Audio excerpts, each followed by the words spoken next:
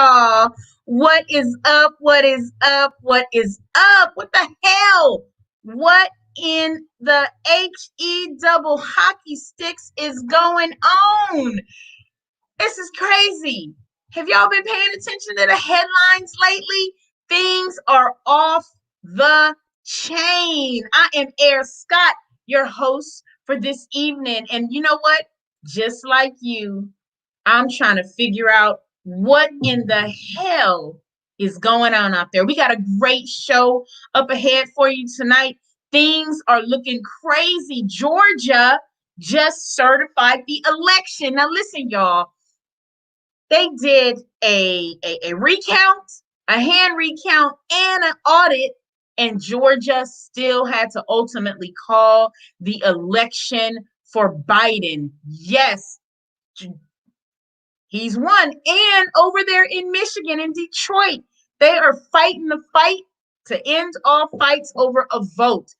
Wayne County Board of Elections is under attack by the NAACP leaders. Listen, if I can find that clip that the president of that Wayne County NAACP gave it to him.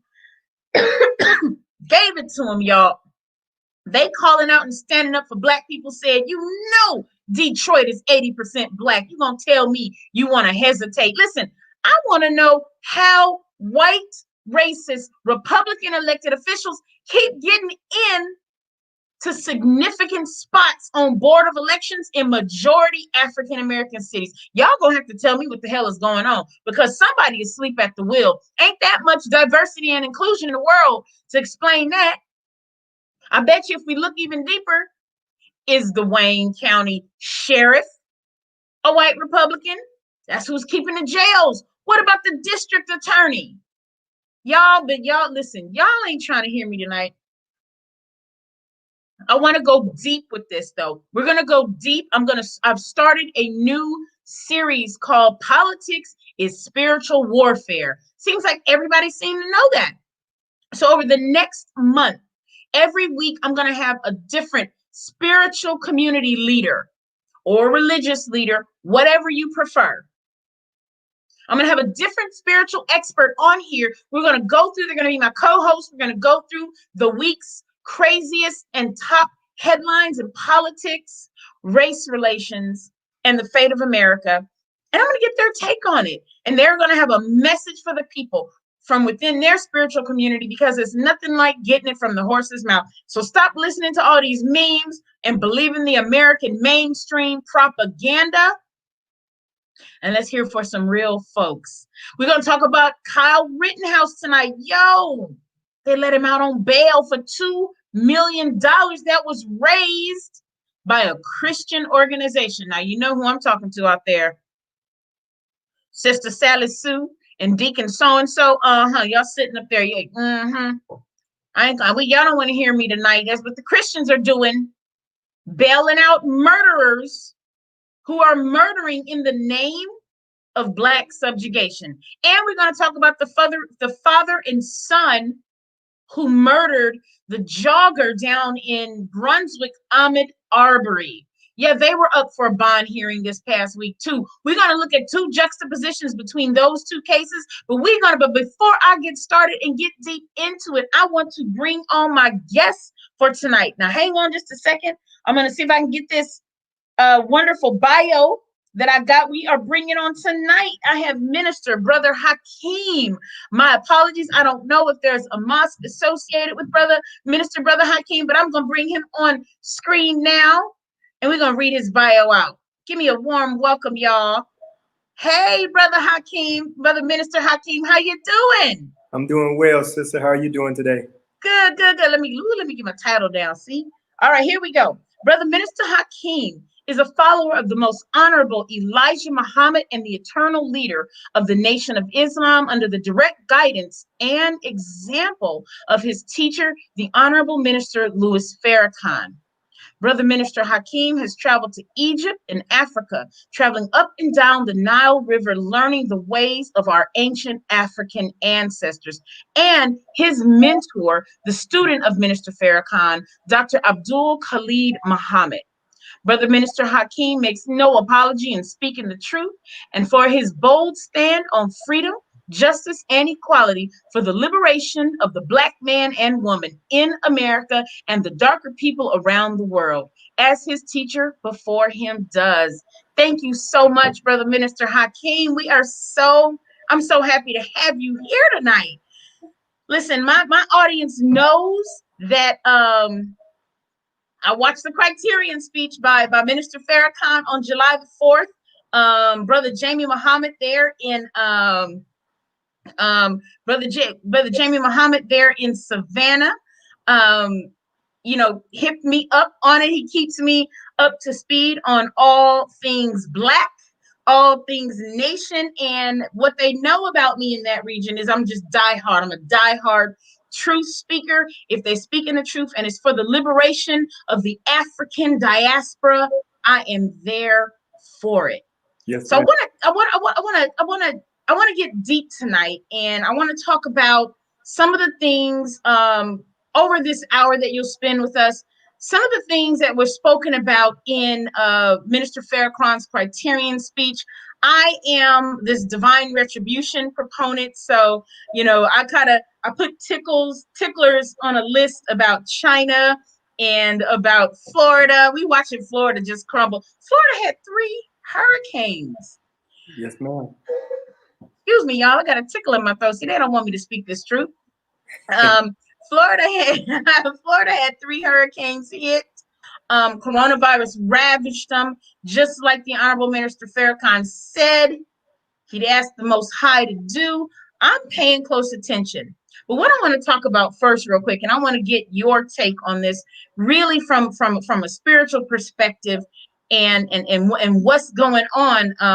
Somebody's giving us something. An 18-year-old shot and killed in Jacksonville, Florida, while driving away from the police.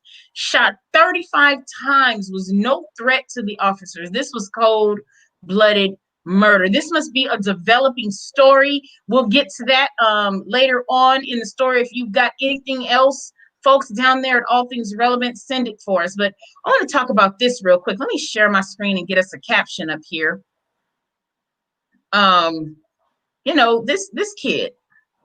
This kid right here. This kid. We're gonna make ourselves bigger than him. Let's see. There. Oh, look at that. I'm trying to see what's the best way for us to see it. Well, here we are.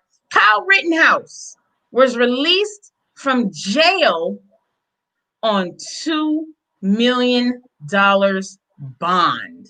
$2 million bond. For those of you out there who don't know who Kyle Rittenhouse is, so Kyle Rittenhouse is a 17-year-old from Illinois who is charged with killing 2 people during a protest in Wisconsin, and whose case has become a rallying cry for some conservatives, has posted $2 million in bail and was released from custody. He is accused, now listen to this, he's accused, I want y'all to pay attention to this language, because if he was Black, it wouldn't have had accused, they wouldn't be so kind. Kyle Rittenhouse is accused of fatally shooting Joseph Rosenbaum and Anthony Huber and wounding Gage Grosskreutz during a demonstration on August 25th that followed the police shooting of Jacob Blake in Kenosha, Wisconsin. He posted bond through his attorney at 2 p.m. In the Kenosha County Sheriff's Department. Now, listen, y'all. This kid, y'all not paying attention to this. This kid, we're gonna get this down now. This kid is guilty of killing 2 people. He had an assault rifle,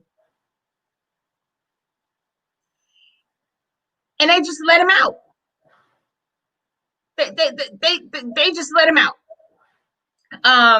to walk and roam the streets. This man showed up at a peaceful protest and killed people. Then he turned his assault rifle on the police. Are they losing their mind? I want to hear from you, Brother Minister Hakeem. What is happening with white folks right now? What is going on in America that there's this precipitation of overt and bold violence? I mean, they're killing innocent, and this was a Jewish man and a white man. He just shooting up protesters. Give me your insight on that, brother Minister Hakeem. What's going on? What's really going on? Well, first, I would like to say thank you for having me on your show, and thank you, visiting audience, for tuning in to hear what we have to say as far as the Black community is concerned. Now, as far as we see, we are looking at the mind of white supremacy and racism. You're looking at a privileged Caucasian enemy of the Black man in America. You are looking at how white America will go to desperate lengths to free their own, even though the facts are on the table. Yeah. He couldn't afford the weapon. He comes from one state, Illinois, which is where we are, and he goes 45 minutes in another direction, north, to Kenosha, to perform an act of violence, which ended up in murder. Now, Minister Louis Farrakhan teaches us this: the white man does not need a reason, because that white Caucasian boy had no reason to go up there. Minister told us that white people don't need a reason, they just need an opportunity. Even though it was white on white crime at a Black Lives Matter rally. A Black Lives Matter rally, yep. So my question is, why was he allowed to roam the streets so freely to perform acts of violence, and then, not knocking my Christian brothers and sisters, I'm talking about the Black Christians, the white Christians bailed him out. It wasn't no Black Christians that bailed him out. It was white Christians bailing their white brother out. See, and it was a white Christian shooting. So if he's able to run free like that and do the carnage that he did, it goes right back to what Minister Farrakhan teaches us. And he teaches us this. He says, separation is the best and only solution that will solve the conflict between the Black man and the white man. That is coming from his teacher, the most honorable Elijah Muhammad. I love your take on this. There's so much hypocrisy. You bring up a good point. There's so much hypocrisy in Christianity that really teaches, things like turn the other cheek. And if your enemy strike you on one side of the face, give them the other side of the face, and love your enemies and pray for your enemies. I personally believe that Christianity was the tool that Europeans gave the world to believe in white people. It was, they used that to colonize the minds. I grew up Church of God in Christ, very Christian, but I'm from Compton, California. So we had equal Nation of Islam, equal Buddhists, equal Christians. So I'm spiritual, but I do lean towards African traditional spiritual religions and practices now. But is Christianity for Black folks? Are we still under this strange spell? Sister, I would say this. Christianity has never been for the Black man and woman. Christianity has always been for the white man and his woman. The most honorable Elijah Muhammad said that our natural existence, our natural nature is to obey, submit, and follow after God. The Black man and woman are the God people. Everyone that comes from the Black man and Black woman are the people of God. I want your listener audience to listen to what I said. The Black man and woman are the God people. And every other people outside of the Black man, meaning the brown, the red, the yellow, and the white, are the people of God, meaning the people of the black man and woman. Getting back to Christianity. Christianity is not in the universe, in the harmony of things. Islam is freedom, justice, and equality. Those of us who bow down to Islam are called Muslims. That's just an Arabic word. But if you bring it to English, it just means one who submit to do the will of God. Jesus said it like Okay. this in the Bible, not my way, but my Father's way. So whatever he speaketh of me, that I hear. So whatever he commands me, that I do. In Islam, we submit our will to do the will of Allah, God.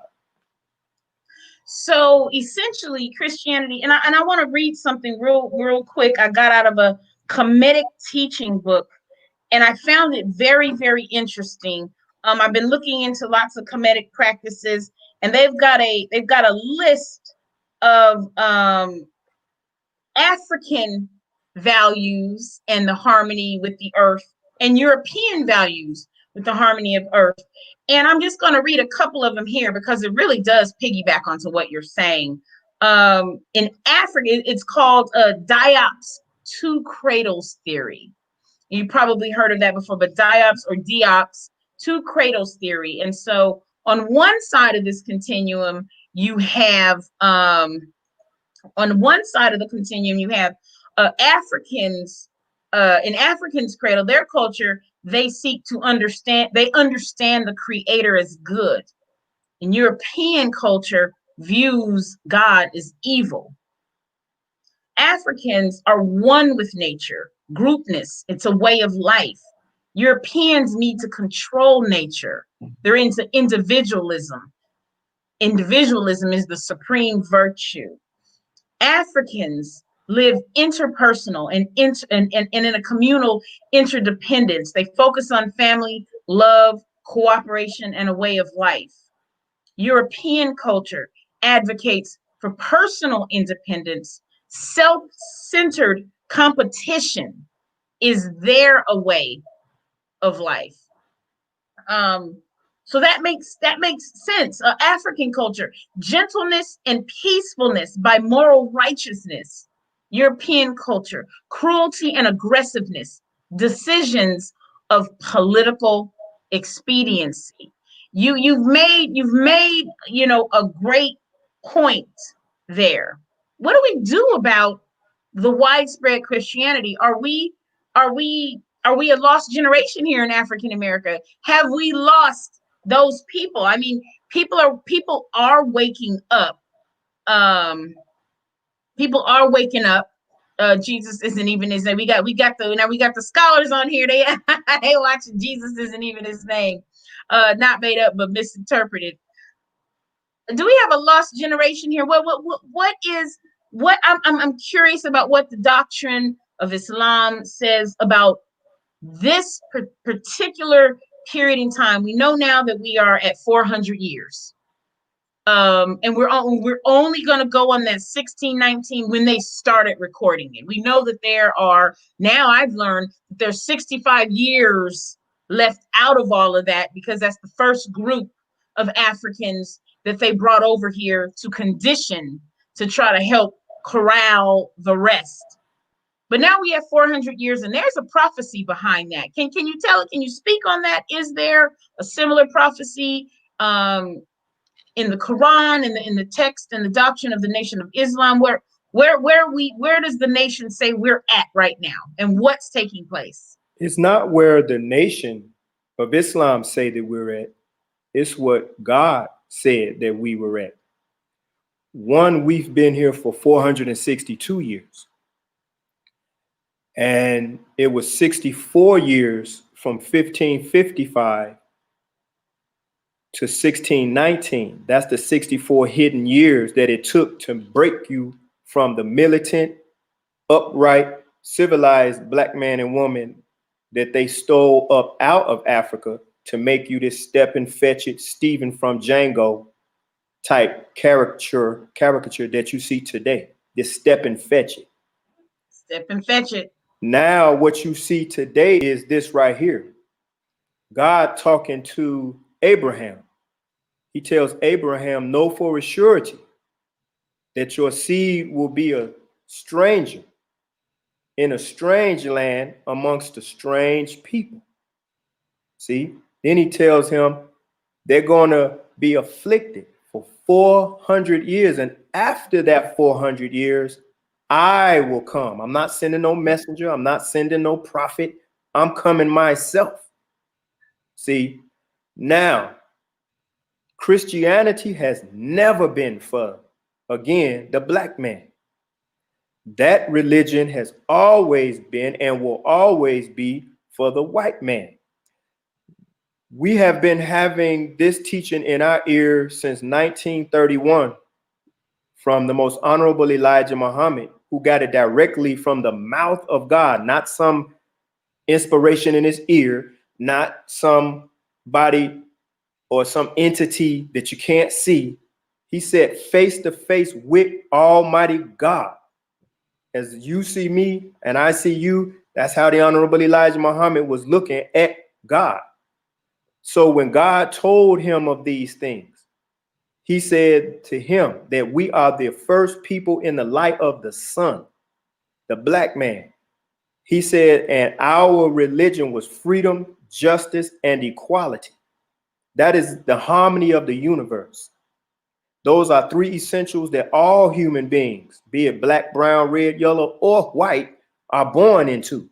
But when you deprive a certain people of the essentials of freedom, justice, and equality, and then we are a peaceful people, and then you go and steal us and make us into this slave that you see today, and then try to condemn us and tell us that we are wrong by just protesting to get freedom, justice, and equality from you, then my question is, who are we dealing with? Are we dealing with a righteous people, or are we dealing with a devil people? And this is why when the Honorable Elijah Muhammad said the white man is the devil, they didn't like that, because what we were doing was showing a mirror to them. Look at what you have done. We can go in your 6,000 year history and show where you have done all the way from that time to this time. You have not been a righteous people. You're liars, you're hypocrites. And there's a group among these Caucasian whites that are European Jews who sit above it all and control it all, but then try to hide behind a noble cause and play victim as far as the Holocaust, which we know that they themselves, that's a white man against another white man issue.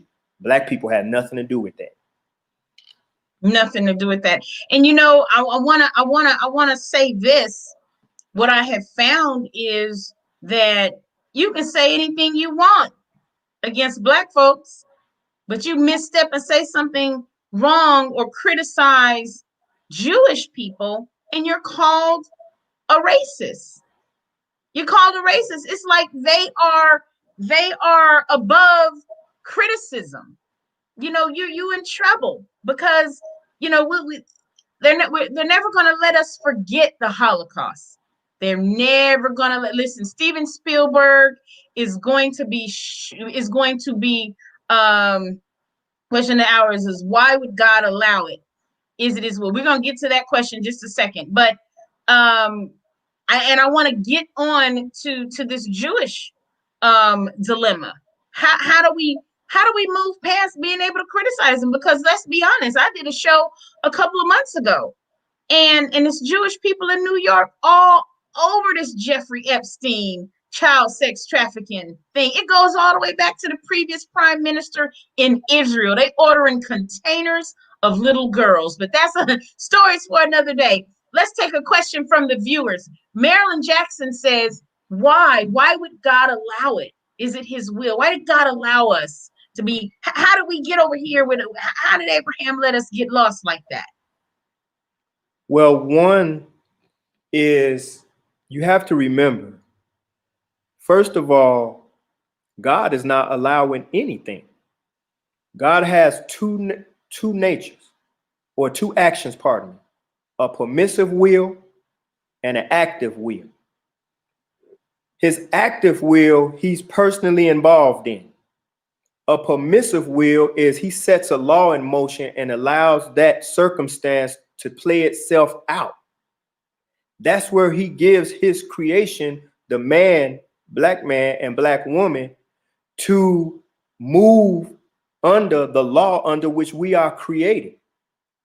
See, so it's not that God is just sitting back as an absent father allowing this to happen, and that would make him a useless God. No, maybe the question should be asked, why are we letting this happen? Because the only feet that God going to use is yours and mine. And if we submit to him, he will come and help us. God help those who help themselves.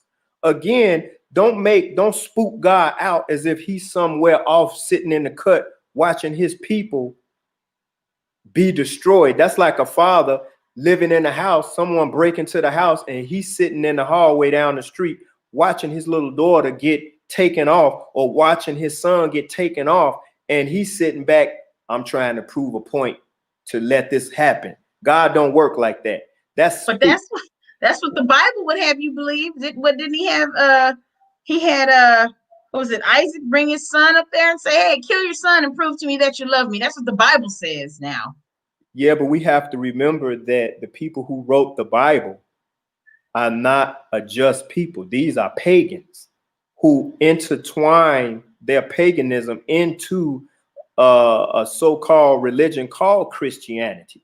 There you go. Now you're getting deep. Teach them. So when you bring barbarianism and you bring savagery into a upright way of life, that's like mixing oil and water. The two don't go together. Fire and gasoline don't go together. No. Hypocrites and believers don't go together. Well, pagans and righteousness don't go together. I don't care how much you sit there and say, well, Christianity, if you know, Christianity is a good religion. Who says so? Christian. Your captors told you so. Right. It was Christian slaveholders that put black people into slavery. We didn't come up out of Africa Christian. We didn't come up out of Africa Lamont Ball. We came up out of Africa Kunta Kinte. They didn't take grown men and women. They took children. They didn't take someone like myself. They took children, because you can teach and train children. You can't teach and train a man who has been here for 30 years and who is learning the way of his fathers. They took children. It was easy to take children. That's another story for another time. But to answer that question, God didn't allow this to happen. They, don't spook it out.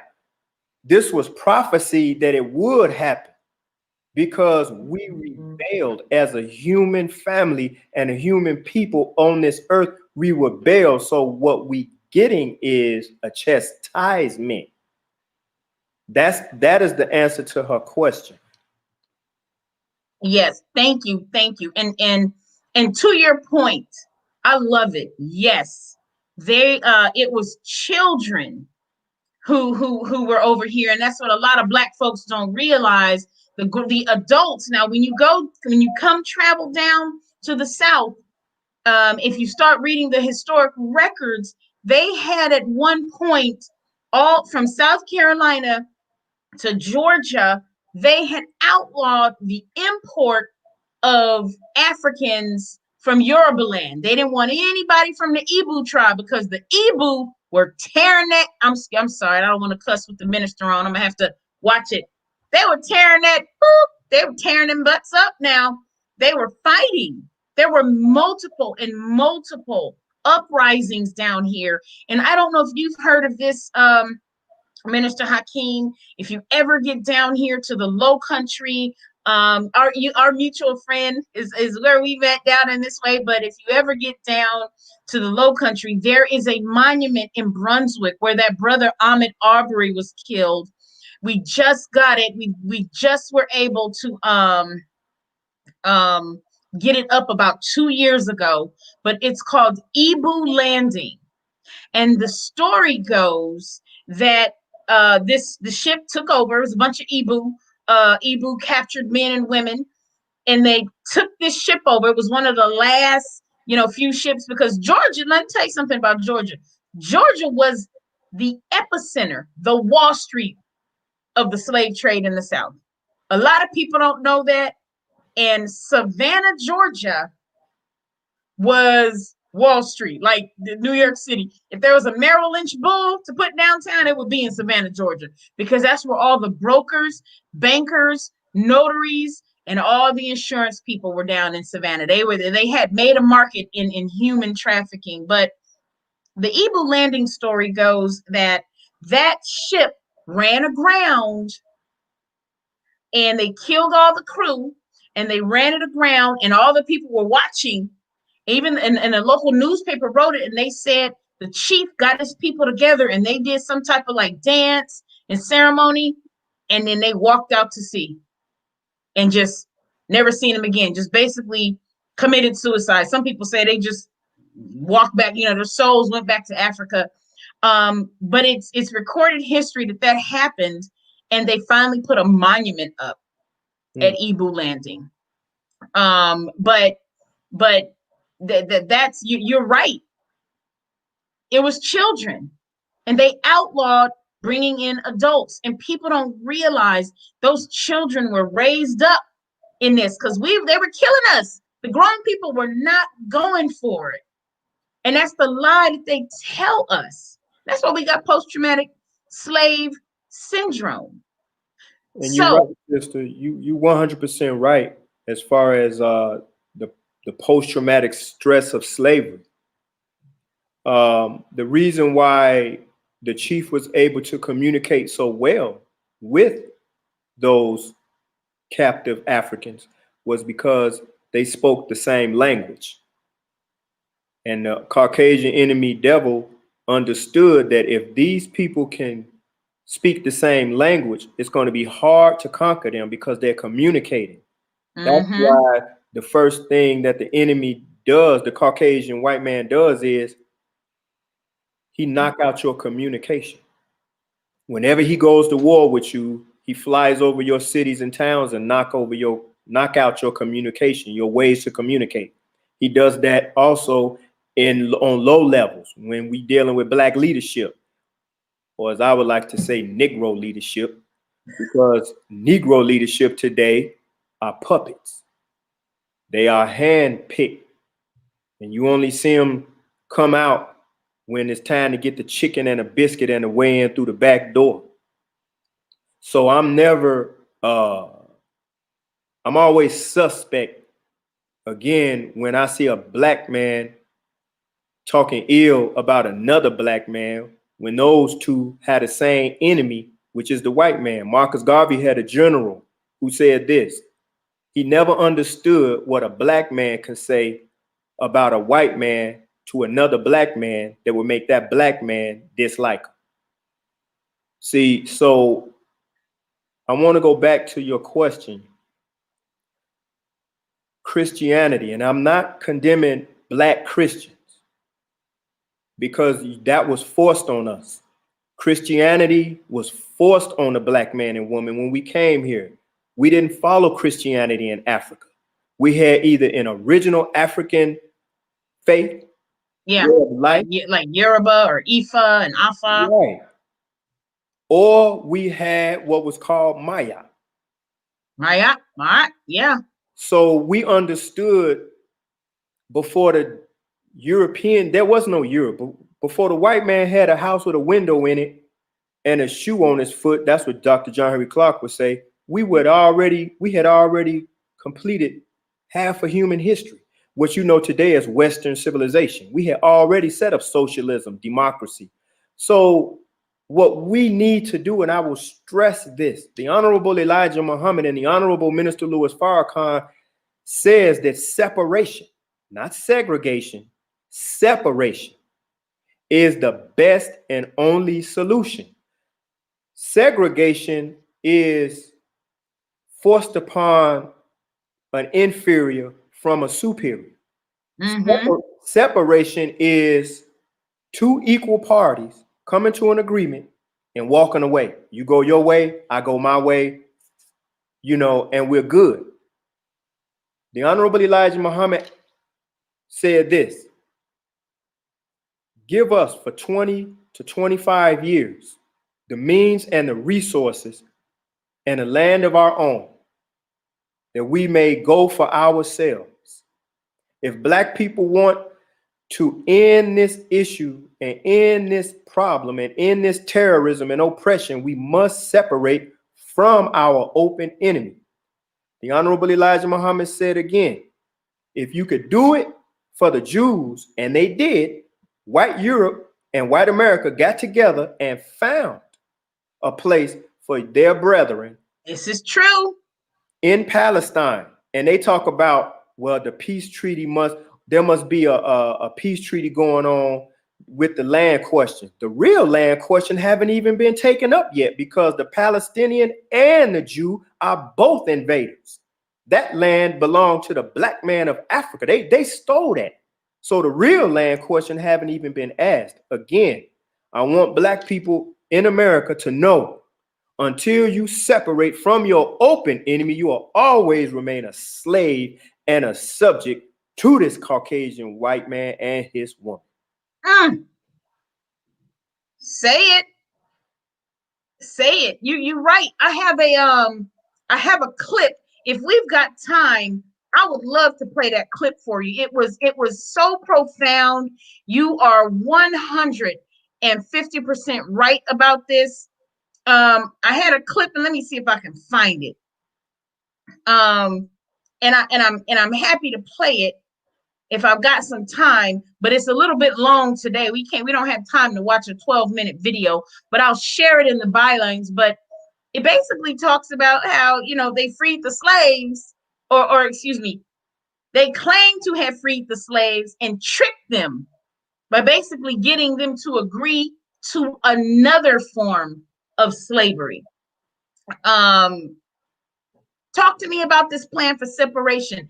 Is there something more concrete you can give to the people so we can start gearing up and thinking about this? Because I'm not going to lie, I started when I realized that so I ran for office, and I ran for office because I wanted to bring all of the truth and righteousness to this public office. I was going to bring all my community in. I was going to have the nation and the Ifa and the Afa and all of them come in. We're going to anoint this Capitol. We're going to get some stuff done, shake some stuff out of here. But I've been a strong believer about starting, if we're going to stay here in these divided states of America, if we're going to stay here, we got to have our own political party. We got to figure out a way to wedge ourselves in there and get some leverage so we can pass policy to help ourselves, because they're not going to do it for us.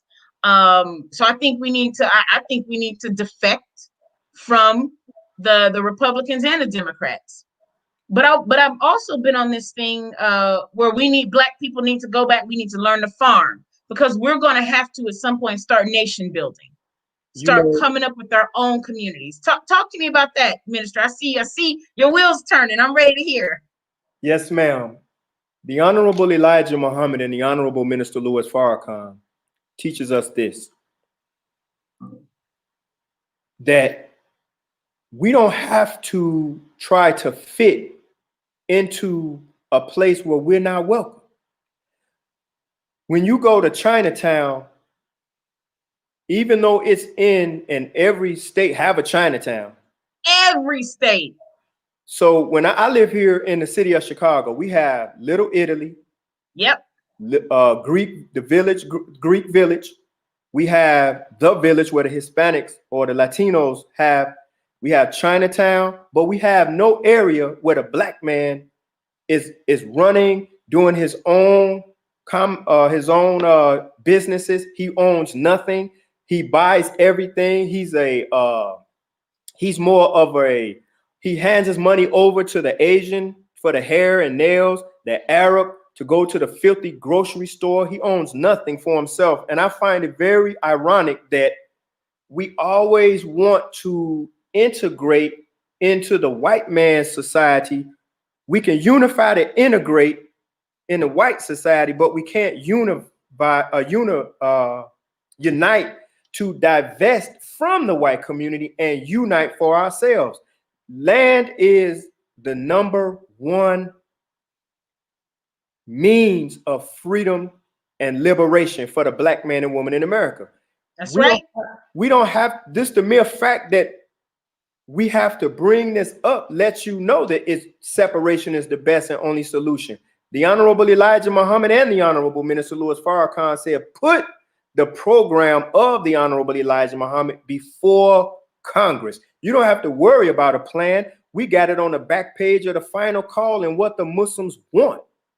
And on there, it goes from 1 through 4, and then 5 label it out, but it's more than 5.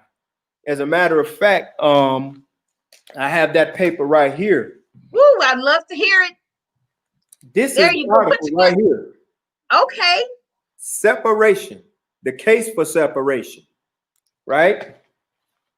Now, on this paper, there are 10 of what the Muslims want and what the Muslims believe. There are 10 statements, and it goes in depth. So you don't have to worry about what the agenda is. We have the agenda of what we need to be a free people in America.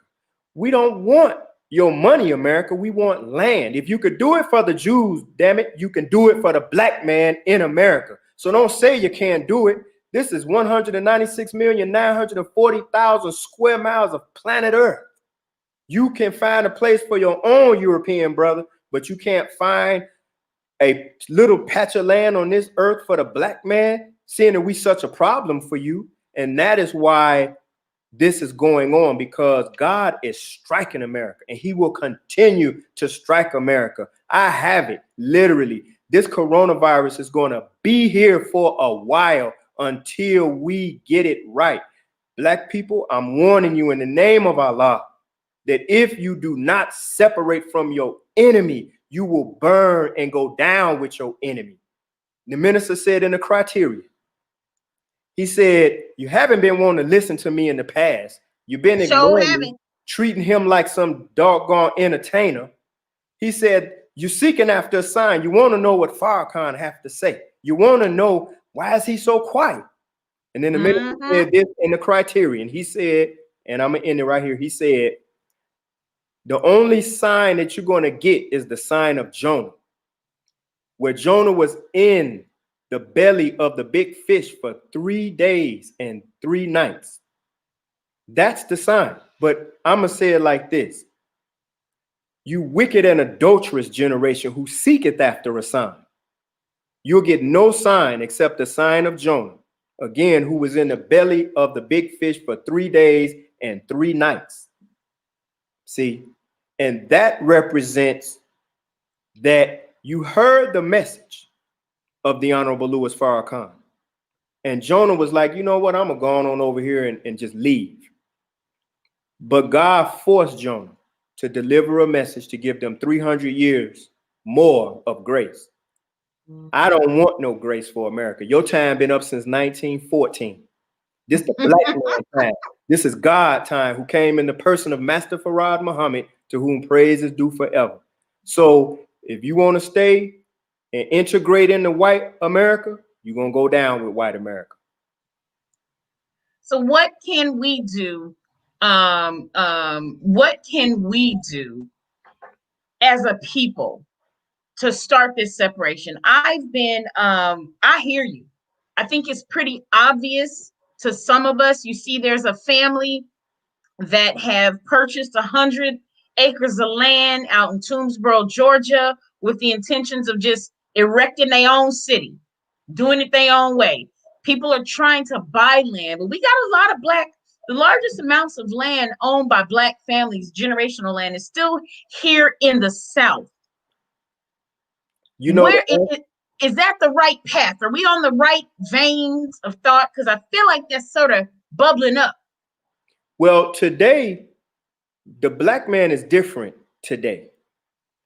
The first thing we have to do is invest in black and divest from white.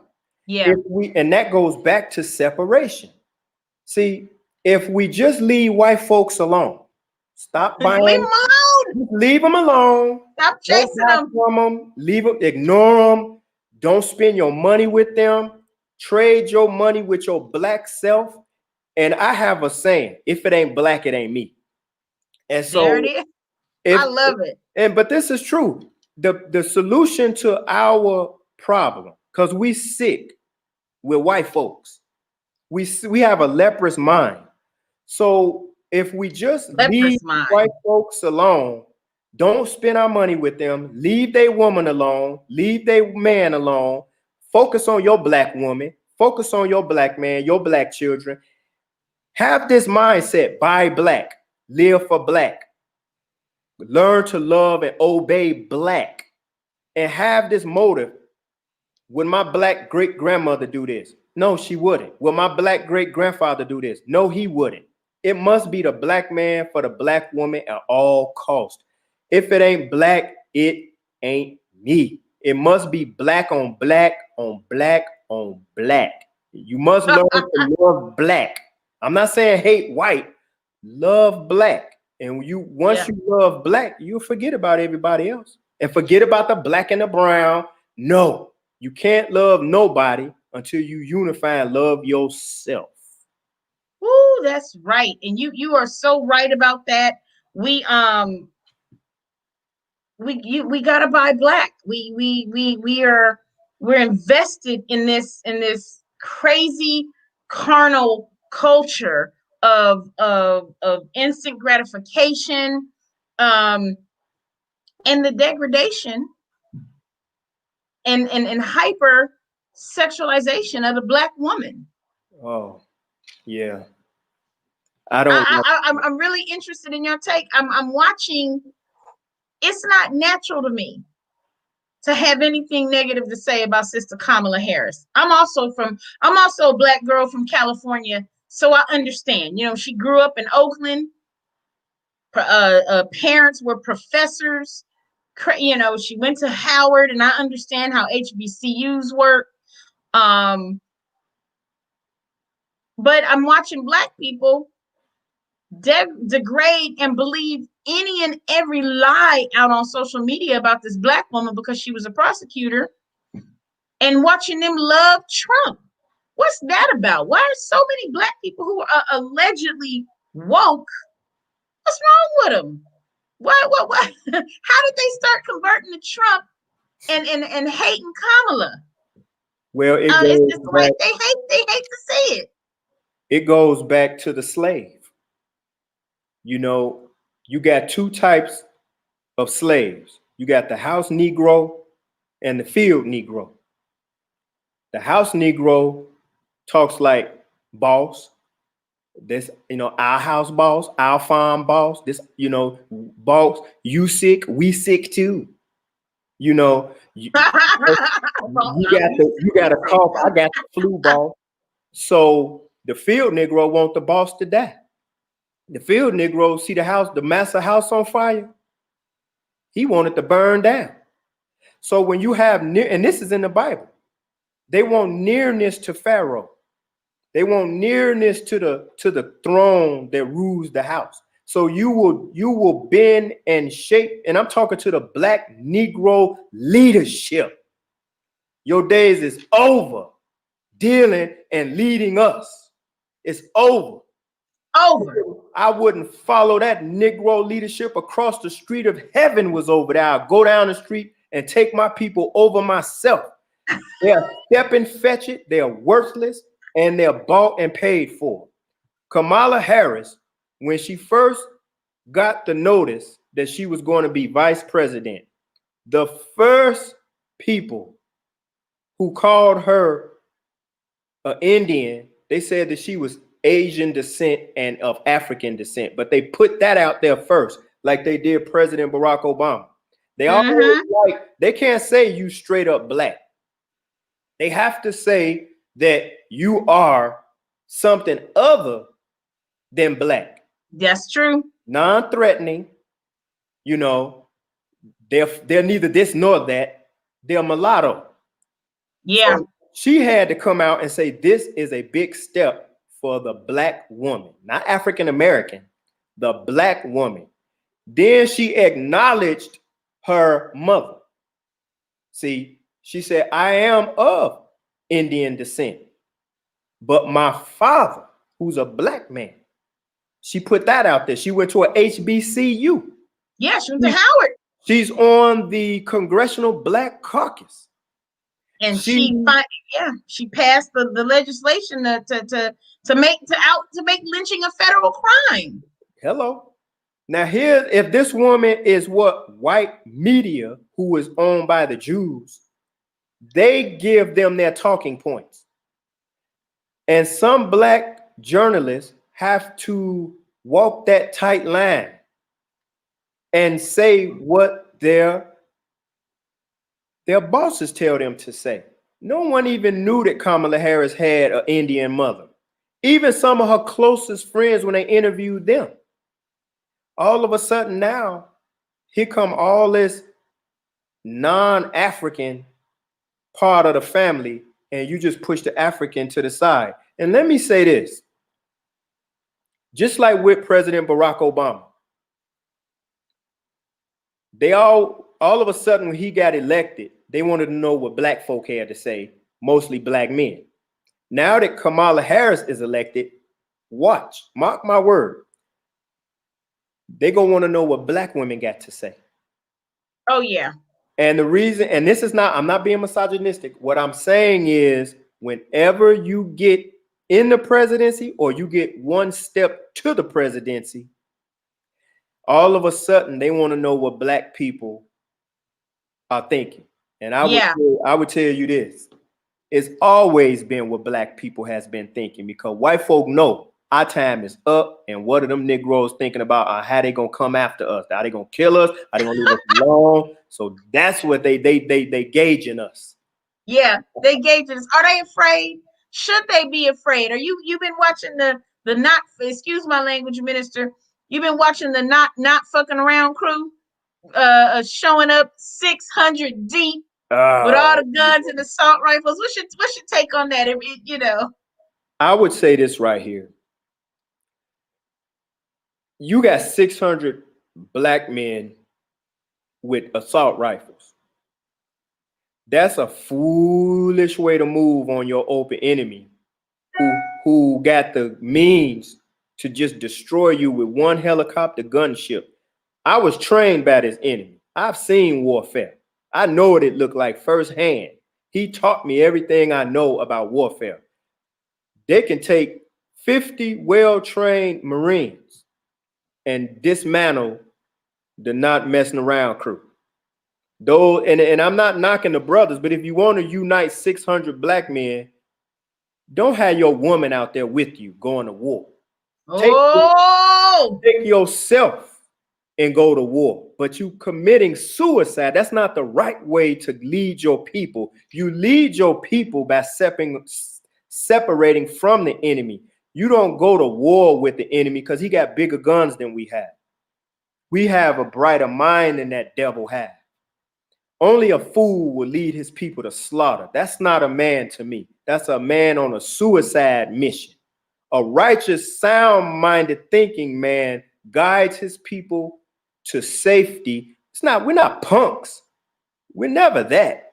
The Honorable Minister Louis Farrakhan has been leading us since 1977 without one shot fired. Not one shot has been fired. The Honorable Elijah Muhammad did it for over 40 years. Not one shot was fired on our end. So I don't like the fact that that brother is doing that, but I understand why he's doing it. I think he could do it a little bit smarter. You know, 600 people, you can open up a grocery store, you can open up a clinic, you can open up a business. If you got 600 people, each one of them, I'm quite sure, spent at least $300 on each one of them 600 guns. So that's a store. You could buy a building and start a chain of stores in one block. Oh, sister, our people are mentally dead. They fallen into this spooky religion called Christianity. They running after a president. They love him because they think he got something for them. They're running after his base. White people thinking white folk water is wetter and they ice is cold and their grass is greener and a woman is better. Hell no. The black woman is the best woman that God ever made on the planet. And if you think, go get any woman outside of the black woman and we will put you to shame. That's coming from a black man who love black women, who love a black mother, grandmother, auntie, sister, and niece. That's what I'm saying. What do we do? I want to talk a little bit on this. The effeminization of the black man. We're seeing a whole lot of and I want to just say this. I am inclusive, and whatever your lifestyle is, I believe, go live how you want. So I'm not homophobic or anything like that. But we are seeing a whole lot of shows on Netflix where there's nothing but gay black men, and black women have non-black lead, husbands. Yeah, It man. appears like there is an agenda to destroy the black nuclear family. Talk to me a little bit about that. We got a few minutes more to get on that. Yes, ma'am. Well, you have the question, or the answer to that is this. Who's pushing that agenda? What is the motive behind that agenda of effeminization of the black man? Why would you promote such filth? The black man don't own any network. He doesn't own Netflix.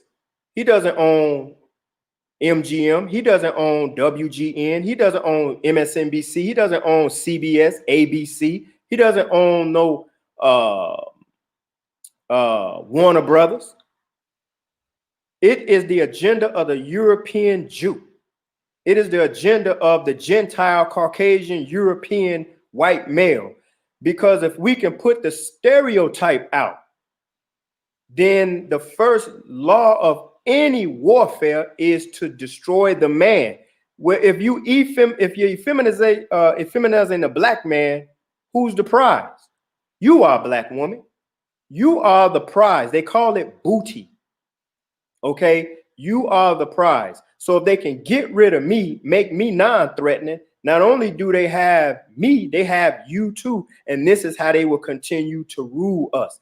So this is why you're seeing this great push of shows called Blackish. And every time you see a commercial, it's a black woman with a white man, and they have these half-baked children, or you see a black woman with no man.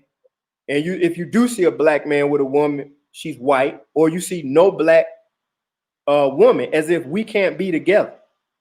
So the reason why you're seeing this is because it's an agenda to conquer you. The prize is the woman. But if they can remove the black man out of the way to protects the black woman, uplift the black woman, maintain, sustain, teach, train, and then she gives birth to a black god as she is a god, they don't want that. What they want is us to be slavery.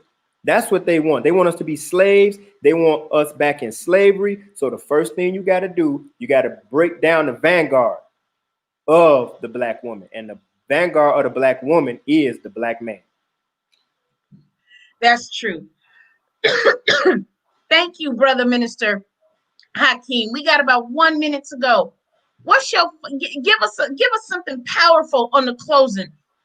When we leave this show, what can we all strive to do as black people? What do you get a message for your people? What's next? Where do we go from here? I want to say this real quick. I'm working with a group. We are trying to build a new black media company called All Things Relevant, where we are bringing in black shows, and it's got to be about nation building, about nation building. But other than having our own media so that our people can hear more truth and less of that fodder that's out there, what else can we do? What else can Black and African Americans start to do now to start this separation and nation build? Well, the first thing you must do is you must reject all things white. You can start with that. Separation starts mentally. Then the body moves secondary. And then you begin to teach your children. Love black. Reject white and all things white. To get a nation started, you don't need a lot of people. The white man only started with 59,999 and he built a whole world. So if you want to start, you don't have to start big. You can start small and grow big. So black people, listen to Minister Hakeem. Separation. And this is coming from the Honorable Elijah Muhammad and Minister Farrakhan. Separate from white people. Unite with black people. Deal only with your own people, which is black. And also move away from that false teaching called Christianity. Throw it in the hash can and accept your own and be your black self. Thank you for listening. Thank you, Mr. Hakeem. You have been amazing. Well, y'all heard it here tonight. Separation by black, love black. And you all know that I have been talking to y'all for a long time about, we must cultivate an unconditional love and respect for our fellow black man and our fellow black woman. You should not listen. If you go to McDonald's 2 or 3 times and get bad customer service, shame on you for going to the black restaurant once and they do one thing wrong and you ready to throw your black businesses down. You ready to down. You always got something to say. And you know, you done been to a whole bunch of non-black establishments and had crappy service, crappy food, and you keep running your tails back there. Cut it out, y'all. Cut it out, y'all. When y'all see our brothers in training, now I live part-time in Atlanta and Savannah, and I know I'm gonna say this, Savannah, y'all been afraid of the nation for a long time. They deep cover around there. But in Atlanta, our Muslim brothers are out, and every time I see them, I give them something, and I buy some bean pie because I'm interested in funding that. Because let me be real clear with you guys. The only together black organization and black institution that we have right now in the United States is the Nation of Islam. Y'all better pay attention. Go out there and subscribe to the Final Call, if for nothing else other than to free your mind. Because if you free your mind, your ass will follow. Thank you so much, Minister Hakeem. I appreciate you. This has been wonderful. I love y'all out there. God bless you. Good night.